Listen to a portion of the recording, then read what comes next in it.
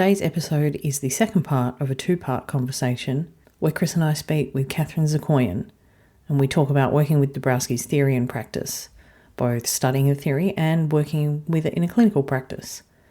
We talk about emotional tension and the shadow, not only how this applies to an individual but also in groups, including families and groups studying the theory. Catherine shares some of her practice in working with gifted kids and their families, so whether you're working with clients yourself, starting to study the theory, working with your own therapist, or just working on yourself, you'll find something worthwhile in these episodes.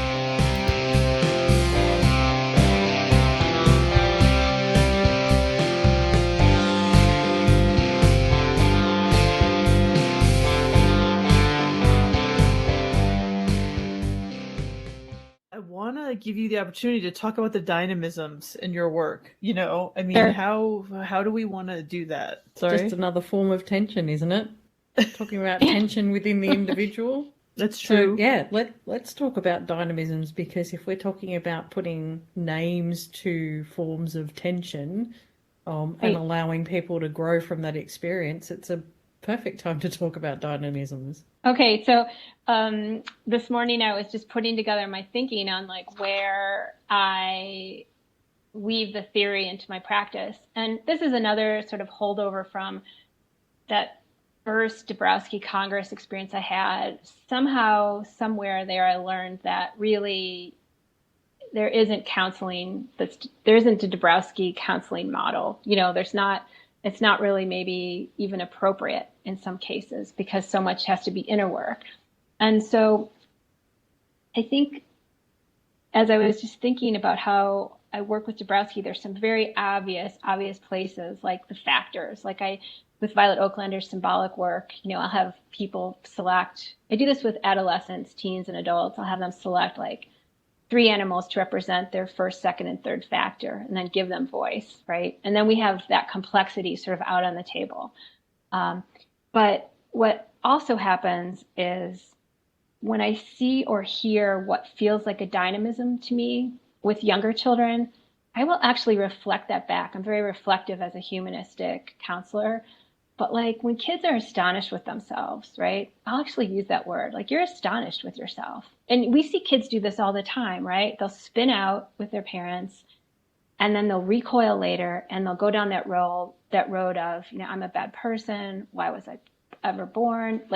Gifted kids often will have such hot, intense process, right? They'll kind of blow. And then later they'll have this reflective time where they just feel immense astonishment with themselves. How could I have done that? I love my family, right? And so they're trying to reconcile that tension. So I'll introduce that idea to them. And the magic words I also like to use in moments like that are, this is part of growing up. This is part of being human, and this is part of being gifted, right? These are okay things. I suppose in counseling programs, they would call that normalizing. But I find that for perfectionistic gifted kids, just to hear that, your mom and dad had to figure this out. I had to figure this out. You're figuring it out. Some people never figure it out, and you're 9 and you're starting to figure this out. It's super helpful. I also think just telling somebody that I sense that they have a lot of self-awareness is really helpful. And I think that dynamism is an easy one to weave in with children. You have a lot of self-awareness around this, or you have a lot of awareness around this, or you've got insight around this, because of course they do. It's their life, right? But I don't know if we say that to children very much in a way that lets them see, I see that you can see yourself, and then you can bring that out and articulate that to me. When you're looking at that tension between, sometimes I'll have kids pick symbols to represent them, parts of themselves, and I'll ask them, there's many exercises you can do with that, but one is pick one of these symbols that represents you at your best, and pick one of these symbols that represents you maybe at your worst, or the part of you that challenges you the most, or the part of yourself that you dislike the most, right? And for gifted kids, this is often hard just to pick one of each. Sometimes they have more complexity than that, right? And I'll do what I can to try to keep it to 2, just so we can really get to know, because those are usually pretty important parts to look at. But when those parts start dialoguing, I'm asking them questions about themselves. And it is, how long have you been together, with Charlie? What's your job? What are you in charge of? What do you like about your job? What don't you like about your job? And there's tension right there, right? What do you wish for? And then in the wish, we can see what's going on for that part. And often the wishes are coming both from the parts that are troublesome for the child, but also the parts that they love about themselves. And so then we start to resource the other symbolic parts in with the wishes and what they desire, and also in an attempt to sort of smooth the things they don't like about the part. And that tension then allows this really beautiful start of an integration between those two parts. Does that make sense? They kind of resource, and it's almost like a mini, like a Dabrowskian conflict sort of working itself out, but it might not be exactly in a dynamism language, but it's something that will serve the child's development and will serve their growth. And when I first started practicing, I used to worry, like, what part am I working on here? Because I didn't want to come from a place of a parent coming and saying, my child isn't doing their homework. And then I'm doing this symbolic work and finding out a way to get them to do their homework. I was like, I'm not interested in that. That's not interesting to me. But when I talk with children about that same dilemma their parent described, they're like, yeah, it's hard for me. And often with gifted kids, right, things aren't meaningful, or there's other things they'd rather be doing, or they feel like they can't do it perfectly, so they're not going to try. Those are more the common reasons there. When those parts start talking, the child can then articulate, well, I feel like I don't have freedom in what I'm learning. I feel like I want to be, we end up getting to a place where the child has a lot of really good sensibility around what they need in their learning, right? And then that integration can happen. And they can start to see that the part of themselves that was refusing to do their homework is actually a very noble part of them that serves them, that helps them grow and be able to self-advocate and say, you know what, I do want to learn about this topic, but the way we're approaching it with these worksheets is not working for me, right? So that sort of solves two things, right? An inner conflict, but also this inner-outer conflict. It's using what's in the room. It's kind of my training. It's using what the child's bringing and giving voice to that conflict or that tension. So to me, it sounds like you're starting from a place of recognizing some of the disintegrative dynamisms that are going on, like guilt and shame or dissatisfaction with themselves, and giving them that assurance that psychoneurosis is not an illness. It's okay to feel these things. Everybody does. You're human. And then using ways to try and get them into that hierarchization mode of thinking about what's actually important to them and how do the parts of them serve to help them make sense of what it is that they actually find important and value. So I really see that as taking them from that place of, having those terrible disintegrative dynamisms and those horrible feelings, and then leveraging that to get them thinking about, well, where do I want to go with this, and who do I want to be, and the ought to be of Dabrowski. Yes, Emma, that was so helpful the way you just summarized that. It was just beautiful, and thank you. I don't know if I could have said it as articulately, and clearly I'm not. I really appreciate you bringing that in, and it's true in that piece of what is and what should be, even as we see it in that part of that multi-level process, but also that like positive maladjustment, how those kind of fit together. I think kids are really perceptive around that, both within themselves and also in their environments, whether it's a family system or the larger school system or the world and the community, and just letting them hash that out, I think is really lovely. And there's this. This is a part of me that I feel like sometimes people think I walk around with a bit of a storm cloud over my head, but these are just things I think about. I sometimes get concerned when we jump right, especially with gifted kids, we jump right to like saving the world, helping the world, creating good in the world. Yes, that's important, but there's these things that need to be in place before that can truly sort of happen.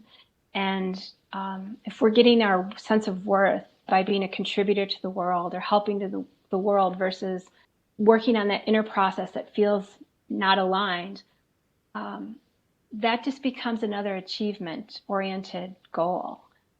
And so this idea, right, that what ought to be positive maladjustment, like we're asking the child, often the gifted child, to like you're the leader of the future, blah blah blah, create joy in the world, whatever that is, solve problems in the world, whatever that is.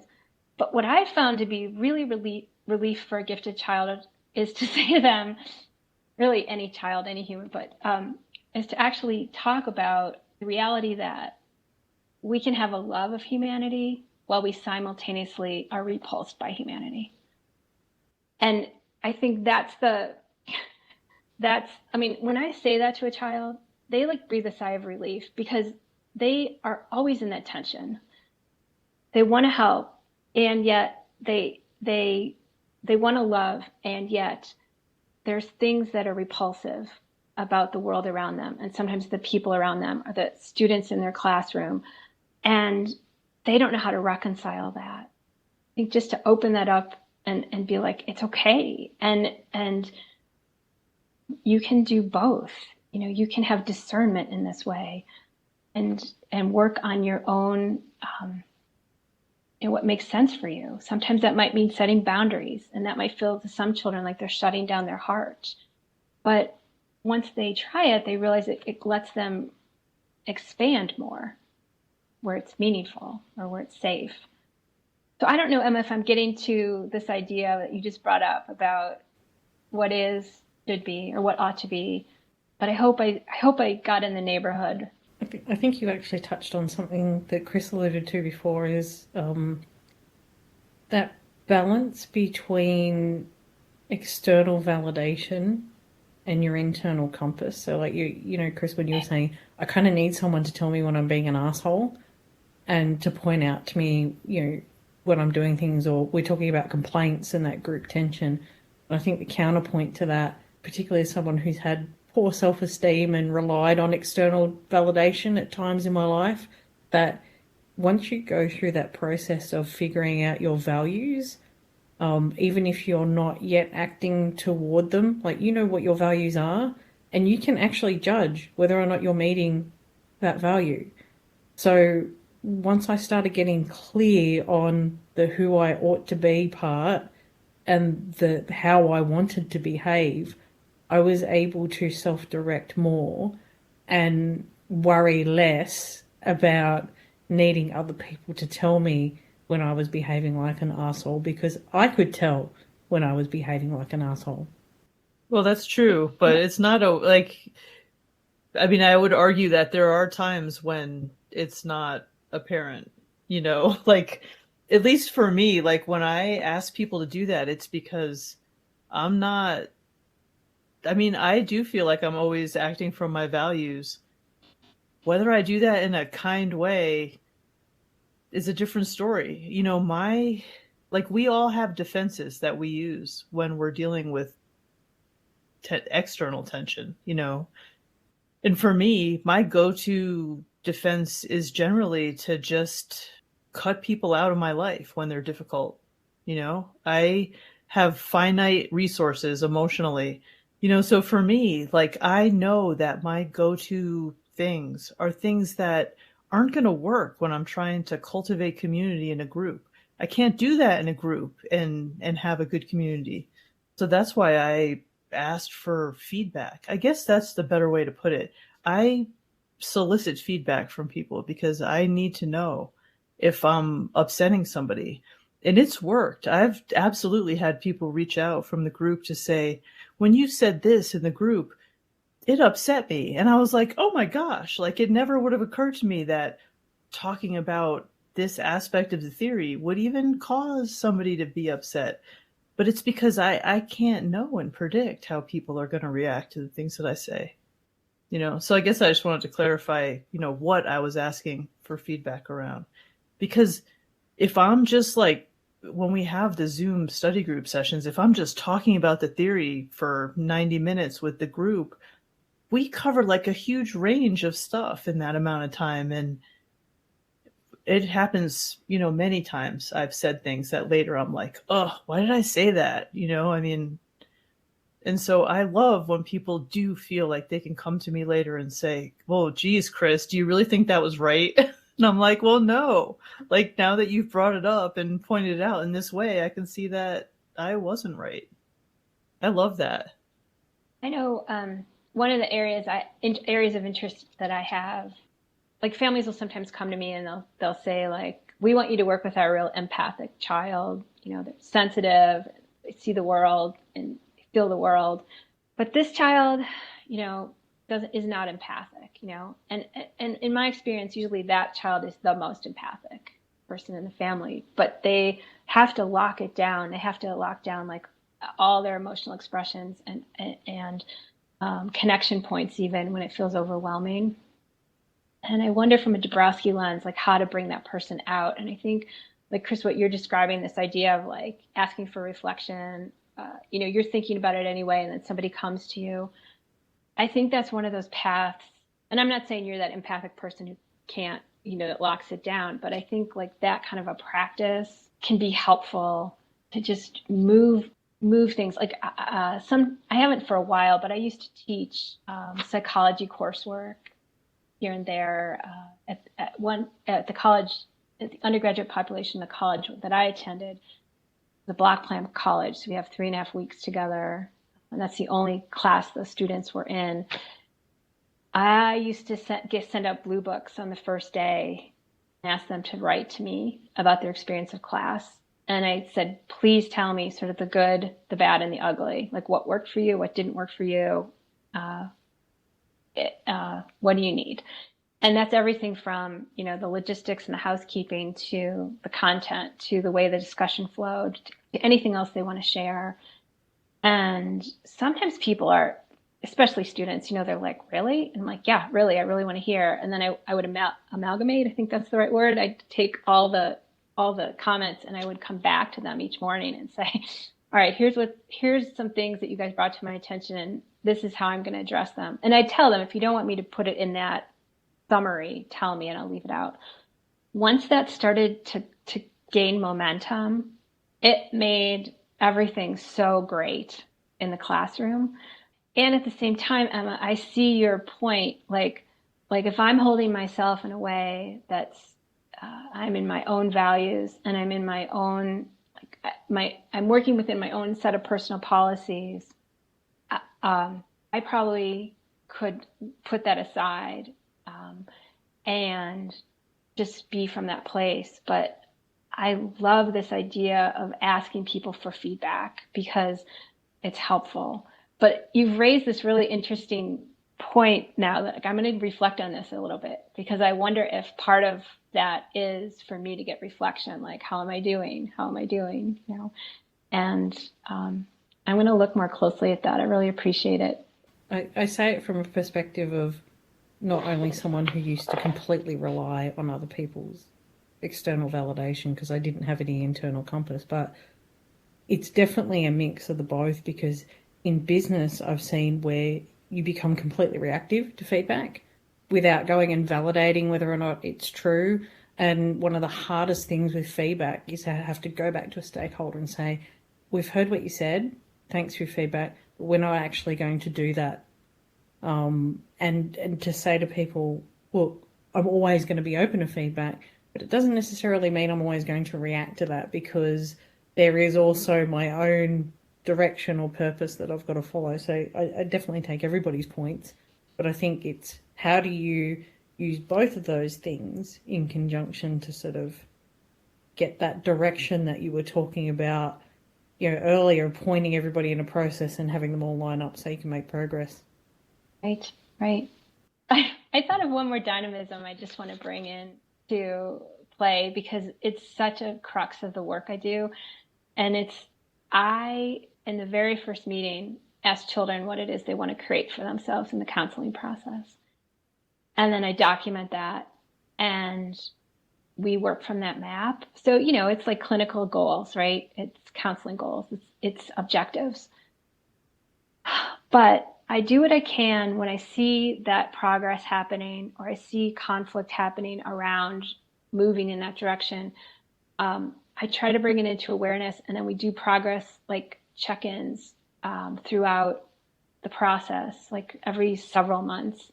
And I feel like the practice of like just imagining your ideal self and being able to say, I know it's important that I worry. I know that's an important part of being human, but I don't want to worry in a way that I'm going to miss out on life. Like when a child says something like that, I think it kind of comes back to like this, what we're talking about around like feedback and like how to like ask for it and how to take it in, because I think the power of is that reflective process where this is what somebody wishes for themselves.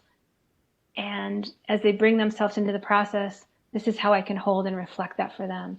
And this is how they can come closer to what they want. And this is how I can hold and reflect that for them. And I think that allows that person then to do that for themselves, particularly a child, then they have the practice of that. And I think to tie it even more directly, to like the adult, like to a business world is, to be able to be in a business setting where you can organizationally say, what are we doing well? Where are we challenged? And what's our vision? That again is that pointing people in the same direction, hopefully. Even if their vision of the process to get there is different. There's so much power in just that idea of being reflected and then learning how to self-reflect. It allows us to set our compasses for ourselves and decide where our compass is going to work, where our compass is going to be in relationship. It sounds like you're helping kids develop an emerging personality ideal. Maybe it's the first time that they have taken that opportunity to think about their ideal self. I don't know. It's interesting to me. I've heard a lot of people talk about, when they first think about that. Like, it's interesting that my husband, for instance, I remember him telling me at one point that, one of the clearest things I think for him his whole life is that he remembers being a kid and being like, how can I be better? And having that sense of this is what it would be like to be better and kind of letting that guide him. And it's interesting because like for me, I'm like, I don't know when I started that process, to be honest. I think I had a personality ideal when I was young. I knew that I wanted to help people. I always had this urge to help and heal. But part of it was because I needed to heal myself. I mean, it wasn't like this selfless, altruistic sense. It was more like I had this intuitive sense that I had pain that I had to heal.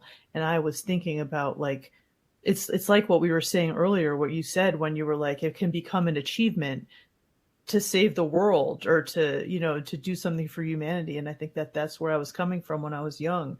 And I've had to shift that in adulthood, heal myself, and now realize that just the process of self-healing is a model to other people about how they can heal themselves. And that's the real work. And so helping people understand that, if you have a drive to save the world, guess what? You have to start with yourself and do your inner work. There's no way around it. Right. I agree. And I think like circling this back to Dabrowski, Chris, this, I love the great books. And I just happen to be looking something up in some of the political writings of Kant, and his work's really complicated for me in some areas, like his metaphysics. But I was trying to find this one part, and I had forgotten that in one of his writings called Perpetual Peace, he talks about like this looking inward, right? Governments as politicians. And I just feel like that's the key for so much. There's another theorist, Joseph Chilton Pearce, he writes that, we can't do anything as an activist unless we've done that same work in our inner world. We can do it, but we really can't be in alignment. We really can't affect change. And I know, just coming back to Dabrowski and Kant, like I know he was influenced by a lot of classical thinkers, and as I learned in the study group, he had that kind of classical education. I think that's really important. It's seductive, I think, when you're bright, to want to solve problems and to want to help. But if we're not also doing that internal work, we can't really help. And I think when you work with kids, there's something they know, like you have to have credibility. They feel your authenticity. Yeah. Yeah. They sniff out gifted kids sniff out inauthenticity, right, like immediately. Yeah, right. So it's like you have to do your inner work. You have to be able to say, I mean, I guess you don't have to do this, but I do this. Like, I don't know the definition of that word. There's things where I might outpace you, and there's things where you're going to outpace me, and I might have to stop you and say, look, I don't understand what you just said. Can you break that down for me? I'm smart in my own way, but I'm not connected up with this kind of information. I need your help. That's what you have to do. Yeah, that's right. Chris, I think your example of growing up and that's also why I love being a humanist, because I guess one of my beliefs, there's some fate I have, there's some destiny I have, there's something I get to bring to the world. And I don't know what it is. And I can remember as a youngster thinking it might be something over here, but that wasn't right. It might be this other thing, but that wasn't right. And it took going through shadow to get to those places. Oh, this is what I know. This is how I can help. That's right. And so to tie this to Dabrowski in another way, I would argue that this is why Michael spends so much time with case studies of exemplars, because the exemplars are the ones who show us the way and how to do this work. I mean, when you read Peace Pilgrim's book, she is just dropping truth after truth after truth about how, if you knew the power of your negative thinking, you would never have another negative thought. Like the wisdom in the words of the exemplars is enormous and incredible. And we should take it as a guiding light, because this is where the dynamisms are in action. And so I think that that's part of what attracted me so strongly to Michael's work, is that the words of the exemplars, it's like, oh, well, here's the guidebook I've been looking for how to be a better person and do the work that I need to do. Yeah. And I know our group has just started to talk about the fourth factor in our group. And I'm so excited by that, because I think that somehow ties, at least for me, deeply into psychology and deeply into fate and destiny and what it is we're bringing. And I don't know what anyone's bringing to the world. I don't even sometimes know what I'm bringing, because it changes or it evolves or it scaffolds to something, and I don't always know what's next. I have a pretty good idea of the thread at this point in my life, but for a child, just to have the understanding that I don't know where they're headed, but if they tell me what they want to create for themselves, I can help with that. I hope Dabrowski would think that that was a valid approach to help with a child's development, because I wouldn't want to get in a child's way or any soul's way on their path. But I think sometimes all we can do is just be a sounding board and authentic and reflective. And often also weave those kids back to their parents. Say, hey, did you know that your child's got this thinking going on? How can we support that? And the child's part of that conversation. But sometimes the child doesn't know how to approach their parents. Say, this is who I am, and this is who I'm not. I think that it would align with his work with children from my reading of it. I think it's a mistake to think that we get in children's way when we try to work with them and help guide them on their paths. Like, you can help without being in their way. I mean, Dabrowski was a child psychiatrist. He worked with children who were institutionalized. To think that he was somehow hands off with them is absurd. Right. Yeah. Thanks, Chris, for that reminder. And I feel like I feel like I'm honoring and respectful of the child's being, yeah. So thanks for saying that. It just reminds me too of like the kids that I've known that have been institutionalized, who are like coming back out of that process. Like they take on like an identity from that, and sometimes that has to be examined together, reflected together. And just like that example I gave earlier of like the part that the child doesn't like about themselves, that's a noble part of their path. There was a reason potentially that was noble, that we want to hold on to, and yet maybe not fully identify with.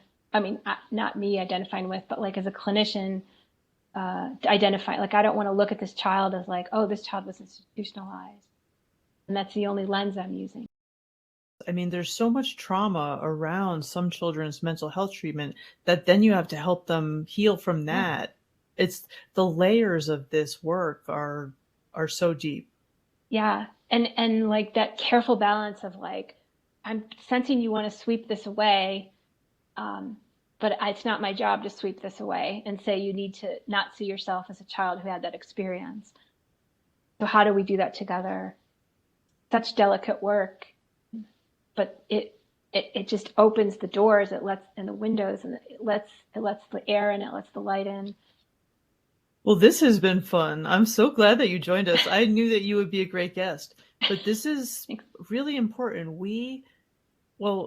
I think I speak for Emma too when I say that it's very important for us to show how, layered and multi-sided and complicated the things that we're talking about are. And every time we have a guest, the most important thing is to plumb the depth of what they are experts about. And since I know who most of our guests are, it's been such a fun process for me to say, I know that you know about this, like, let's explore this. And so thank you so much for this discussion. I mean, I think it's going to end up a little longer than our usual episodes, but I think that people will forgive us for length. Well, thanks, Chris. And thanks, Emma. I really appreciate you for all that you brought to this conversation, the questions you asked me, and also the reflections you gave me back. They just really helped me in the process of speaking in this kind of a forum. Just been an honor to be here today. It's good to hear, particularly from people that are working with the theory, how it doesn't always look like a literal translation or, photocopy of what the theory is, that in applying it to a real person's life, that there has to be some sort of, translation and adaptation to, in order for it to help people, to be quite frank. So it's nice to see people's different approaches to how that gets done. Yeah, I think that I agree with that, Amanda. Like, there are some people I work with, children and teenagers and adults, who I might offer like a little Dabrowski in a nutshell, just to get that conversation going, because it feels like it would be really valuable. And then there's other children and adults where it feels more helpful to just be bringing in some of these reflections for them before we start talking about the theory, if that makes sense. And it's kind of an intuitive thing, but I agree. I don't think there's one just way. I don't remember the word you used, Emma, but one just sort of template or way to introduce the material or the content or the theory. I mean, every time I'm working with some new person, however that looks, whether it's a client or whether it's somebody who joins the group or whether it's a friend in my life who doesn't have a connection necessarily with the theory, I still don't even have like a little elevator pitch of what it's about. Every time I meet a new person, I like reinvent the wheel on how I decide I'm going to describe theory to them. And I don't know if that's ridiculous at this point or what, but every time I do it, it has to be like a new authentic interpretation. Yeah, I guess I'm just never going to develop a pitch or like quick explanation. And so I think that some people must think that's like foolish. And yet, I mean, this is just who I am. Yeah, I think that's a great insight, because the only thing that's close to an elevator pitch is I use the term with a sentence, there are a lot of moving parts to the theory. I almost always, Uh, and then I'll pause and maybe the one part that I'm bringing in through, but I think that's true. And perhaps like really honoring and reflective of the theory itself, right? There's so much. And also everybody's going to have their own experience of that process, right? So maybe intuitively you're somehow dialing that up or dialing that down. I guess the only place where it would be really helpful is when I'm with a group of people, because that's where it all breaks down. Like if I'm at for example, this has happened, like I'll be at my sister-in-law's and it's Christmas dinner and like some relative from out of town is like, so what do you do? And I'm like, oh shit, like where to even begin? But at least now I can say I have a podcast. I used to work in obscurity, right? And it was just me studying the theory every day. And so when that happened, I would be like, well, I study this theory. Nobody's paying me. I'm crazy. So like, that's how it felt to me. And now I'm like, I have a podcast, and there's something to attach to my work, which is a relief, to be honest. Yeah. Yeah. Oh, that's great. That's great. Yeah. And I think like right in the gifted field too, we have this like focus on the overexcitabilities. Sometimes that's the inroad, if that's where somebody's, parent calls or whatever. In that avenue, I often there's a little tagline I'll add to that, which is, it's part of what indicates developmental potential. Like I love to add that piece in versus, because I think you guys know better than I, the OEs have become like their own show. and a lot of people don't know there's all this other stuff happening. Because I want to speak to your working in obscurity. I really appreciate that you did that and that you continue to work. And because I think it allows you to be grounded in what you do. You're grounded in the theory. Well, I appreciate that. Thank you. You're one of the people who really gets it. So thank you. I'm glad that it's nice to even be able to speak these things out loud at this point. It's a kind of a relief. Yeah. Yeah. Well, yeah. And your dedication, like, and I don't know you as well, but I sense your dedication to the theory, just the way you're able to like take my meandering thinking out loud about this and making that a circle that makes sense. I can feel your grounding in the theory as well.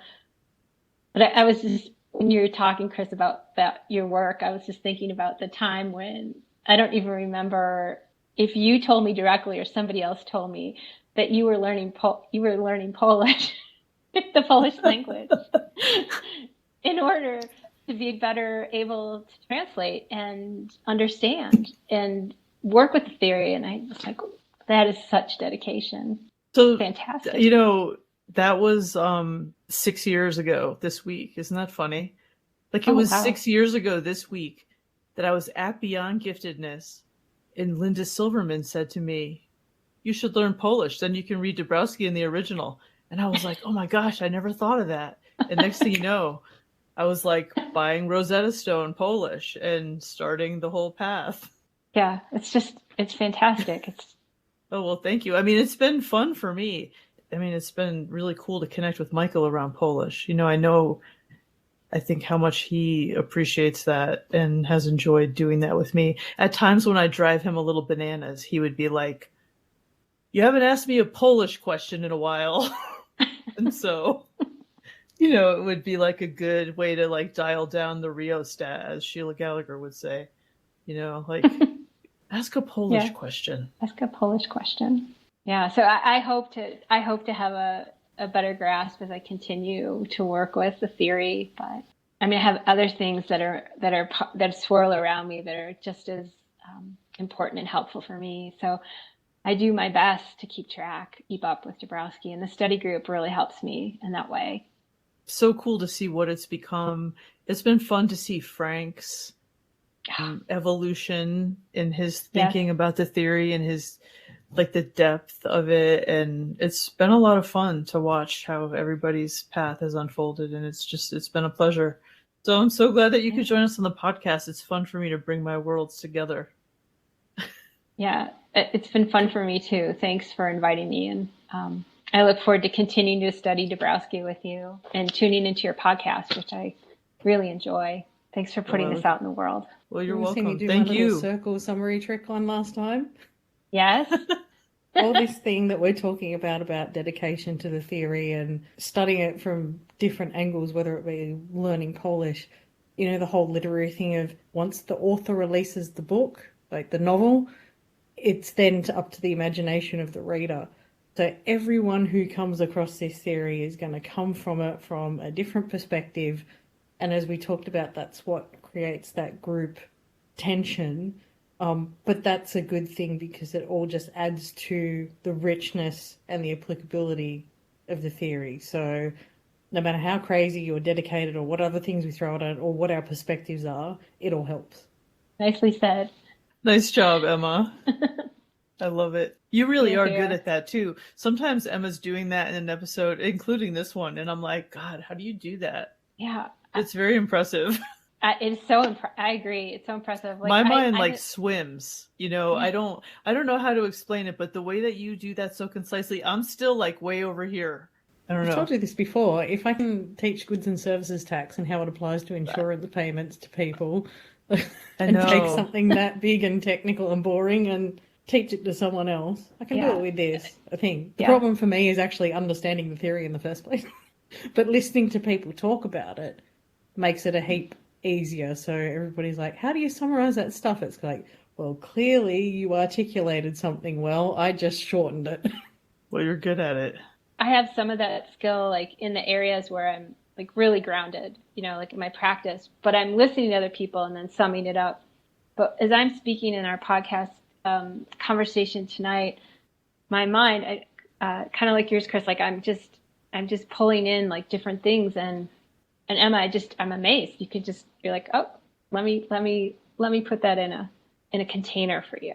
You two have a really good dynamic. Yeah, and we hardly knew each other when we started. It's hilarious to me that I would even agree to do a podcast with someone I barely knew is astonishing to me. Yeah. But somehow I just knew. I was like, okay, let's do it.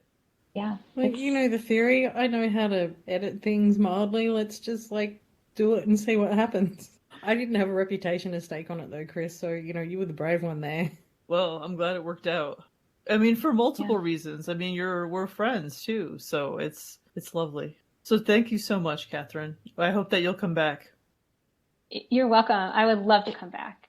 Dude, thank you, Catherine. We really appreciate it. And thank you to you, Chris. Always a pleasure. Thank you. Always a pleasure. And thank you to our listeners as well. We always appreciate you joining us. Continue your path to authenticity through the links in the show notes. Subscribe to our Substack newsletter for stacks of cool things delivered straight to your inbox. Explore the Dabrowski Centre, email us, or join us on social media.